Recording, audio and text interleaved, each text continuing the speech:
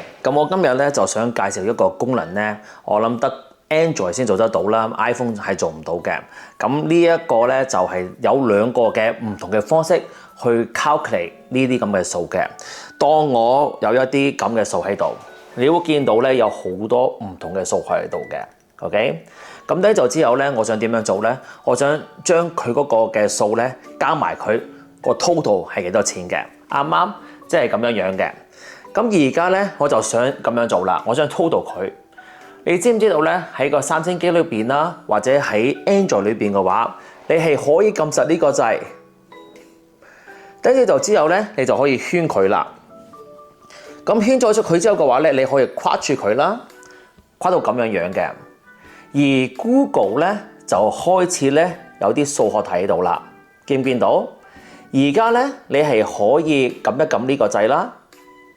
咁呢個 AI 講緊係 Gemini 啊，即係 Google 裏邊嘅 AI 就開始 analyze 啦。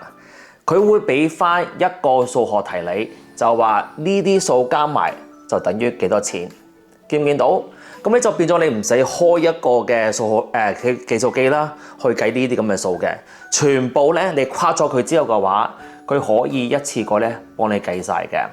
嗱，譬如話我就出翻去啦，我就一入去呢一度。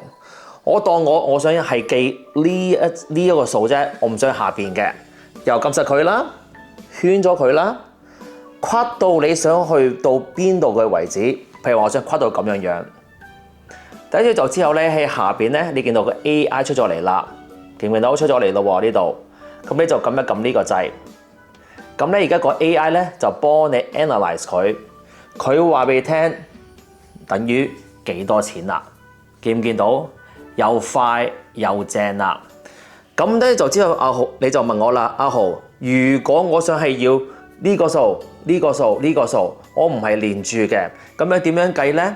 又有一個方式嘅喎，咁呢個方式點樣樣咧？你係你就之後咧你就 tap 佢咯喎，你就 copy， 你就之後又要呢條數，我又 copy， 跟住就之後再睇一睇。譬如話我呢度有條數嘅，我又想 copy 佢，咁變咗咧我 copy 咗三個數，但係唔係咁樣連住嘅。咁而家咧你就可以撳個加字啦，跟住就之後咧你就去呢一個框框啦，呢個就係個 clipboard 啦嘛，撳一撳佢，咁咧你會見到第二條數喺度啦。跟住之後咧又出翻去撳個加字，跟住又入翻去撳翻第三條數。正常嚟講咧，佢應該咧係可以幫你計到條數出嚟嘅，咁一撳佢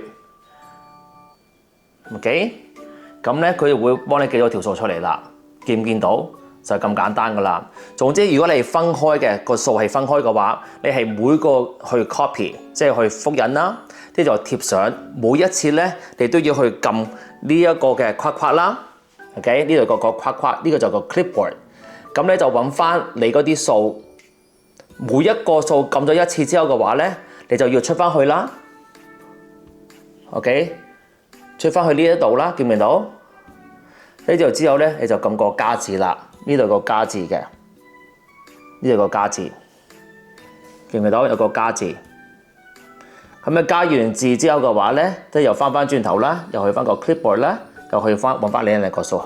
就咁簡單嘅 ，OK， 咁啊希望呢集幫到你啦，撳 subscribe 啦，撳鐘仔啦，呢啲咧係非常之重要一個功能啦，但係咧係好容易噶，總之你見到一查數咁樣，你乜嘢都唔使做，跨咗佢，總之撳掣呢個嘅 circle to search， 撳掣呢個 circle to search， 你就圈咗佢。圈咗佢之後嘅話咧，你就叫佢幫你就佢自然咧幫你計晒啲數出嚟嘅，唔會 minus 啦，唔會乘啦，但係咧佢係會加嘅 ，OK， 咁咪希望下一集再見到你啦，拜拜。